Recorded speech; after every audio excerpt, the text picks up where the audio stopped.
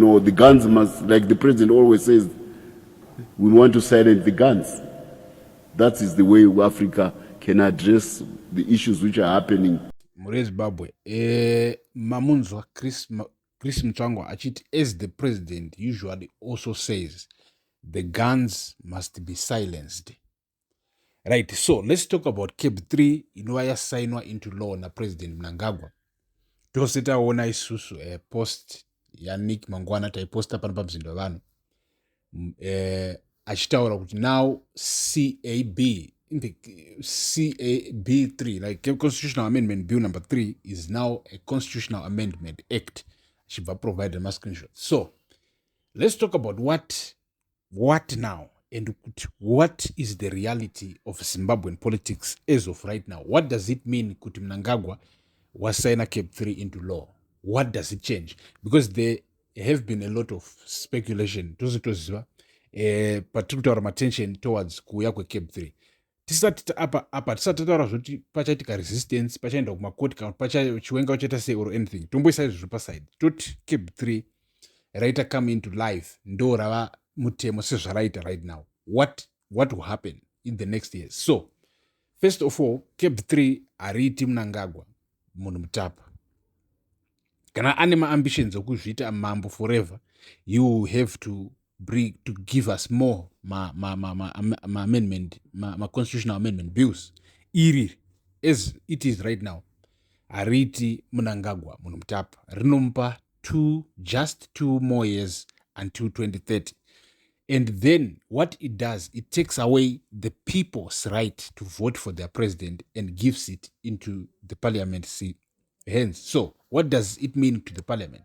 It means now Nelson Chamisa, in fact, let's find another figure. Maybe, all right, let's say Nelson Chamisa, tendai bit, arudaita president, arukambena, and then une vanhu vake, varudaita ma-MP ma-districts akasiyana. Nelson Chamisa une vake, vari ma-districts akasiyana arukambena. It's still the same process. Munokambena, muchiotaura also president wenyu wamuri kumira naye nemapolicies epolitical party enyu, etc. And then vanhu vovhotera MP uya, and then MP opinda parliament, wakunovhotera president wanoda. Unogona kusvika ochinjira vanhu. But I think under the law, kana watitengesera iwewe unenge watoti skema, kana ukatiudza kuti chanovhotera Chamisa and then unotadza, unenge wati skema. So togona kungokuvhurira kana mauti ma-court cases. But anyway, besides that, this is the system that has been introduced neCAB 3. So kana Chris Mutsvangwa achitiudza kuti iye the guns must be silenced, let's talk about that. Right, muCAB 3 mune a specific amendment, clause inobvisa mazino Zimbabwe Defense Forces ekuti iwo they must uphold the constitution, they must act in accordance to the constitution. And to act in accordance to the constitution is to always listen to what the commander-in-chief is saying, because that's what they should do according to what has been signed into law now. And then to align nezvataugwa na Chris Mutsvangwa in the press conference. And what is this all about? So muZimbabwe mune dambudziko, maita dambudziko kubva zvatinoziva kubva pakatanga kuitwa mavotes, kubva pakatanga kuruza ZANU-PF support support ichiinda nani naMorgan Tsvangirai. The military has been so involved in daily politics, and panonoitwa mavotes, when people are voting, it seems like the military would be distributed kana mavotes wawo ZANU-PF ikasawina. It seems the military yobata apo yoita izvi, and then military ikazochinja president muna 2017. And so Mnangagwa, in trying also to coup-proof, prevent kuti iye asabviswa power, but also at the same time in trying to make sure that in the future ma-president anouya, they will hold complete political power.